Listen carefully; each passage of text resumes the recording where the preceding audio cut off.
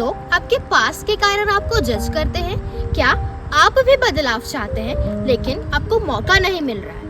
अगर आपके मन में भी ये सारे सवाल हैं तो जवाब आज के वचन में है। बाइबल में हम एक व्यक्ति के बारे में पढ़ते हैं जिसका नाम जक्कई है। वो चुंगी लेने वालों का सरदार है और धनी भी है। जब हम लूका रचित सुसमाचार उसका 19वां अध्याय 1 से 10 पद को पढ़ते हैं, वहाँ हम जक्कई के विषय में पढ़ सकते हैं। जब हम लूका 19 और उसके 3 पद को पढ़ते हैं, वहाँ पर लिखा है कि जक्कई यीशु को देखना चाहता था, क्योंकि जब आप पहले पद से पढ़ेंगे, यीशु मसीह यरीहो से प्रवेश करके उस नगर को क्रॉस करते हुए जा रहे थे। तो जक्कई के मन में एक लालसा हुई कि यीशु के बारे में उसने बहुत सुना है, आज उसे देख भी लिया जाए। जक्कई देखना तो चाहता है, परंतु वह नाटा है, इसलिए वो देख नहीं सकता। कई बार हमारे जीवन में भी कुछ ऐसे डिस्ट्रैक्शंस होते हैं, कुछ ऐसी कमी होती है जिसके कारण हम यीशु के पास आ नहीं पाते।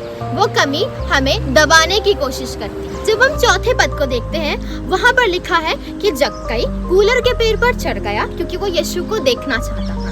इस प्रकार मेरे प्रियो, हम भी जक्कई के जीवन से इस महत्वपूर्ण बात को सीख सकते हैं। भले हमारे जीवन के अंदर कमी है, परंतु हमें रास्ता खोजना चाहिए कि हम यीशु के पास कैसे आएं, उसके करीब कैसे आएं, उसे कैसे देखें। जक्कई यीशु को देखना चाहता था और उसने उस कार्य को पूरा करने के लिए अपने कदम को बढ़ाया। वो गूलर के पेड़ के ऊपर चढ़ गया और वहां से यीशु को वो अब देख सकता है। इस घटना से हम 2 बातों को सीख सकते हैं कि यीशु भी आपको ढूंढता है और सच्चा पश्चाताप जीवन को वाकई में बदल देता है। जक्कई जब यीशु के देखने के लिए पेड़ पर चढ़ा, तब यीशु मसीह ने उसको आवाज दी कि जक्कई झट नीचे उतर आ, आज मुझे तेरे घर में रहना अवश्य है। जक्कई यीशु को देखना चाहता था, परंतु यीशु जक्कई को जानता था, इसलिए उसने उसका नाम लेकर उसे पुकारा। गौर करिए, जक्कई सरदार है चुंगी लेने वालों का। जक्कई धनी व्यक्ति है, लोग उसे पाप से जानते हैं, परंतु यीशु मसीह उसे नाम लेकर पुकार रहे हैं। मेरे प्रियो, हमारे जीवन के अंदर भी लोग हमें पाप से जज करते हैं, पाप के द्वारा हमें देखने की कोशिश करते हैं कि हमने क्या गलतियों को किया है। परंतु याद रखिए, यीशु मसीह आपका नाम लेकर आपको बुलाता है। जक्कई धनी व्यक्ति था, उसने अपनी इज्जत को नहीं देखा, उसने अपने घमंड को नहीं देखा। वो यीशु को देखने के लिए पेड़ पर चढ़ गया। कई बार हमें भी कुछ चीज़ों को नजरअंदाज करना पड़ेगा। जब हम घमंड को नीचे करेंगे, जब हम नम्रता से भरेंगे, तब हम यीशु के करीब आ सकते हैं। ठीक वैसे ही जक्कई के जीवन में भी हुआ। सच्चा पश्चाताप केवल शब्दों में नहीं, बल्कि आपके फैसलों से दिखाई देता है। यीशु मसीह ने जक्कई से कहा था, आज मुझे तेरे घर में रहना अवश्य है। और जब जक्कई पेड़ से नीचे उतरकर उसे अपने घर को लेकर गया, जक्कई ने यीशु मसीह के सामने एक डिक्लेरेशन किया कि मैं अपनी आधी संपत्ति कंगालों को देता हूँ और जिसका अन्याय करके ले लिया उन्हें 4 गुना फेर देता हूँ। यानी कि जब यीशु मसीह उसके जीवन में आए, तब उसका जीवन बदल गया। जब हम सच्चा पश्चाताप करते हैं, सिर्फ बातों से नहीं, हमारे कार्यों से भी वो सारी बातें झलकना चाहिए। हमारा व्यक्तित्व बदल जाना चाहिए, हमारा पुराना मनुष्यत्व नए मनुष्यत्व में परिवर्तित हो जाना चाहिए, ठीक जैसे जक्कई ने किया।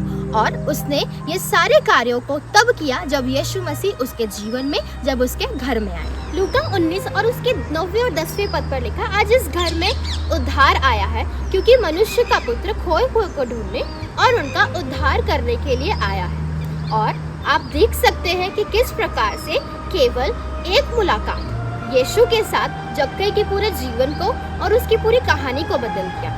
वो सरदार था चुंगी लेने वालों का, वो एक धनी व्यक्ति था, परंतु अब उसके कार्यों के कारण वो जाना जाएगा, उसके पश्चाताप के कारण वो जाना जाएगा। और इस वाकये से जाना जाएगा कि यीशु उसके घर पर आए और पूरे घर का उद्धार किया, केवल जक्कई का नहीं। शैतान आपके पापों को जानता है, आपके नाम को भी जानता है, परंतु आपके पापों से वो आपको बुलाता है।